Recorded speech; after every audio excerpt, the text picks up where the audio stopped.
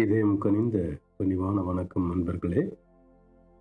பகவத்கீதையை எளிமையான முறையில் புரிஞ்சுக்கிறதுக்காக குரு அருளும் இறை அருளும் வேண்டி தொங்குவோம். இந்த பதிவில் நாம் அத்தியாயம் 4 ஞான கர்ம சந்நியாச யோகத்தை தொடங்குகிறோம். அதில் ஸ்லோகம் 1லேருந்து 5 வரைக்கும் பார்க்க போகிறோம். முதல்ல ஸ்லோகம் 1. ஸ்ரீ பகவான் வாச்ச இமம் விவஸ்வதே யோகம் ப்ரோக்தவானஹமவ்யயம் விவஸ்வான் மனவே ப்ராஹ மனுரிக்ஷ்வா கவே ப்ரவீத். ஸ்லோகம் 3. சயேவாயம் மயா தேத்ய யோகः प्रोक्तः पुरातनः भक्तोऽसि मे सखा चेति ரகசியம் ஹேததுத்தமம். அடுத்து ஸ்லோகம் 5. ஸ்ரீ பகவான் வாச்ச பஹூனி மே வ்யதீதானி ஜன்மானி தவ சார்ஜுன தான்யஹம் வேத சர்வாணி நத்வம் வேத்த பரந்தப. ஸ்லோகம் 1 அர்த்தம். பகவான் ஸ்ரீ கிருஷ்ணர் கூறினார், இந்த நித்திய யோக விஞ்ஞானத்தை நான் சூரிய கடவுளான விவஸ்வானுக்கு கற்றுக் கொடுத்தேன்.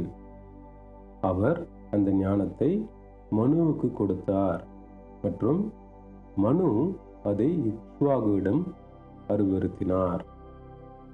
ஸ்லோகம் 3 அர்த்தம். யோகத்தை பற்றின அதே மிக உயர்ந்த ரகசியமான பண்டைய அறிவை நான் இன்று உனக்கு வெளிப்படுத்துகிறேன். ஏனென்றால் நீ எனது நண்பன் மற்றும் பக்தன். உன்னால் இந்த ஆழ்நிலை ஞானத்தை புரிந்து கொள்ள முடியும். ஸ்லோகம் 5 அர்த்தம். பகவான் கூறினார், அர்ஜுனனே, நீயும் நானும் பல பிறவிகள் பெற்றிருக்கிறோம். நான் உன்னுடைய அனைத்து பிறவிகளையும் நினைவில் வைத்திருக்கும் போது நீ அவைகளை மறந்து விட்டாய்.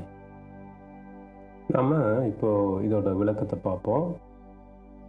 அத்தியாயம் 2லையும் அத்தியாயம் 3லையும் நாம் பகவான் ஸ்ரீ கிருஷ்ணர் சொன்ன வாழ்க்கையோட மிக உயர்ந்த ஞானமான ஆத்ம ஞானத்தையும் நம்மளோட சத்தியமான சுயத்தை பற்றின அறிவையும் நம்மளோட கர்மாவை எப்படி ஒரு யோகமாக பண்ணணும்னு தெரிஞ்சுக்கிட்டோம்.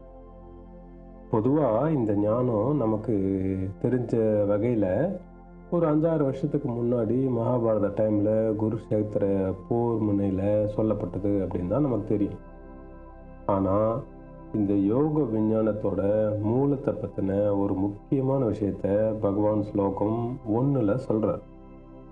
அதாவது இந்த பிரபஞ்சம் எல்லாம் உருவாகிறதுக்கு முன்னாடி இந்த நித்திய யோக விஞ்ஞானத்தை பகவானே சூரிய கடவுளான விவஸ்வானுக்கு கற்றுக் கொடுத்ததாகவும், அப்புறம் அந்த சூரிய கடவுள் மனுவுக்கு கொடுத்ததாகவும், மனு அந்த ஞானத்தை ராமபிரானோட முன்னோர்களான ராஜா இக்ஷ்வாகுக்கு கொடுத்ததாகவும் சொல்கிறார். ஸ்லோகம் 2ல் பாரம்பரிய முறைப்படி இந்த ஞானம் துறவிகளுக்கும் ராஜ ரிஷிகளாக இருந்த மன்னர்களுக்கும் இது தொடர்ச்சியாக அவங்க பாரம்பரியத்தின் மூலியமாக கிடைச்சிது அப்படின்னும், அது காலப்போக்கில் கரைஞ்சி போய் நம்ம உலகத்திலேயே இல்லாமல் போயிடுச்சு அப்படின்னும் சொல்கிறார். ஸோ இப்போ நம்ம ஒரு சின்ன கணக்கு போட்டு பார்த்தோம்னா, விஷ்ணு புராணத்தின்படி ஒரு மகா யுகம் அப்படிங்கிறது சத்தியயுகம், திரேதாயுகம், துவாபர யுகம், கலியுகம் அப்படிங்கிற 4 யுகங்கள் கொண்டது. இது மொத்தமாக சேர்ந்து 4.32 மில்லியன் இயர்ஸ் ஆகும். இந்த மாதிரி 71 மகா யுகங்கள் சேர்ந்தால் அது ஒரு மன்வந்திரம் அப்படின்னு சொல்லப்படுது. அதாவது 306.72 மில்லியன் வருஷங்கள். இந்த மாதிரி 14 மன்வந்திரங்கள் சேர்ந்தால் அது பிரம்மலோகத்தில் ஒரு நாள். நம்ம கணக்கில் 4.32 பில்லியன் இயர்ஸ், ஒரு கல்பம் அப்படின்னு சொல்கிறாங்க. நாம் இப்போ வாழ்ந்துட்டுருக்கிறது 7வது மனுவான வைவஸ்வத மன்வந்திரத்தில் 28வது கலியுகத்தில் வாழ்ந்துட்டு வரோம். எனக்கு லேசாக தலை சுற்றுற மாதிரி இருக்குல்ல. சுருக்கு சொல்லணும்னா, இந்த பிரபஞ்சம் உருவாகி முதல் மன்வந்திரம் தொடங்கி பல லட்சம் கோடி வருஷங்கள் ஆயிடுச்சு. அப்போவே பகவான் இதை சூரிய பகவானுக்கு கொடுத்துருக்கிறதா ஸ்லோகம் 1ல் சொல்கிறார். அப்போ இந்த பகவத்கீதை, இந்த ஞானம், இந்த உயர்ந்த ஞானத்தை பற்றின யோகத்தினை பற்றின அறிவு மிகவும் புராதனமானது. பல லட்சம் கோடி வருஷங்களுக்கு முன்னாடியே சாக்ஷாத் நாராயணனான அந்த பகவான்கிட்ட இருந்து சூரிய பகவானுக்கு கிடச்சிருக்கு அப்படின்னு சொல்லப்படுது. அதனால தான் நம்ம பல விஷயங்களை பார்த்தோம்னா சூரிய பகவானை வணங்கி தான் பல விஷயங்களை தொடங்குவோம். சாதாரணமாக சொல்லணுன்னா, ஒருத்தர் மகா பெரியவர்கிட்ட கேட்டாங்க, காஞ்சி பெரியவர் மகா பெரியவர்கிட்ட கேட்டாங்க, ஐயா நான் எந்த விஷயமே பண்ணுறதில்ல, எந்த பூஜை புனஸ்காரம் பண்ணுறதில்ல, என்ன பண்ணுறதுன்னு எனக்கு தெரியல, எப்படி பண்ணுறதுன்னு தெரியல அப்படின்னு சொல்லும்போது அவர் ரொம்ப சிம்பிளாக ஒரு அட்வைஸ் கொடுத்தாராம். நீ எதுவுமே பண்ண வேண்டாம்ப்பா, காலங்காத்தால் சூரிய பகவானை பார்த்து நமஸ்காரம் பண்ணு, அவருக்கு வணக்கம் பண்ணிவிட்டு எந்த வேலையும் தொடங்கு அப்படின்ட்டு.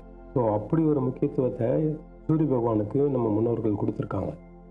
ஏன்னு கேட்டால், முதல்ல இந்த உயர்ந்த ஞானமானது அந்த பகவான்கிட்டேருந்து டைரெக்டாக சூரிய பகவானுக்கு வந்ததுனால நம்ம அவரை வணங்கினோன்னா நமக்கு கிடைக்கும் அப்படின்ட்டு நம்புகிறாங்க. அதனால தான் நிறைய பேர் இந்த காயத்ரி ஜபம் பண்ணும்போது சூரிய பகவானுக்கு முக்கியத்துவம் கொடுக்கறது, பொங்கல் பண்டிகையும் போது, தைப்பொங்கலுங்கும் போது சூரிய பகவானுக்கு படைக்கிறது, அந்த மாதிரி எல்லாம் பண்ணுறோம். சரிங்களா? ஸோ இந்த உயர்ந்த ஞானமானது மிகவும் புராதனமானது. பல லட்சம் கோடி வருஷங்களுக்கு முன்னாடியே டைரெக்டாக பகவான்கிட்டேருந்து டிரான்ஸ்மிட் ஆனது, சூரிய பகவானுக்கு டிரான்ஸ்மிட் பண்ணப்பட்டது அப்படின்னு நம்ம தெரிஞ்சுக்கிறோம். அவ்வளவு முக்கியமான அந்த யோகத்தை பற்றின ஞானத்தை, இந்த உயர்ந்த ரகசியத்தை இன்னைக்கு பகவான்கிட்டேருந்து நாம் நேரடியாக தெரிஞ்சுக்க போகிறோம். ஏன்னா பகவானையே ஃப்ரெண்டு பண்ணிட்டு நாம் அவரோட சிறந்த பக்தனாக இருந்தோம்னா இந்த ஆழ்நிலை தியானத்தை நம்மளால் ஈஸியாக புரிஞ்சுக்க முடியும் அப்படின்னு ஸ்லோகம் 3ல் சொல்கிறார். இப்போது நம்ம எல்லாரும் போல் அர்ஜுனனுக்கு ஒரு சந்தேகம் வச்சு, கிருஷ்ணா, நாம் 2 பேரும் சமகாலத்தில் பிறந்தவங்க, கிட்டத்தட்ட நமக்கு ஒரே வயசு தான் ஆகுது, அது எப்படிப்பா பல லட்சம் வருஷத்துக்கு முன்னாடி நீ சூரிய பகவானுக்கு சொல்லியிருப்ப, இது எப்படி நான் புரிஞ்சுக்கிறது அப்படின்னே தெரியலையே அப்படின்னு ஸ்லோகம் 4ல் கேட்குறாரு. நியாயம் தானே? அதுக்கு பகவான் சொல்கிற பதில் தான் ஸ்லோகம் 5.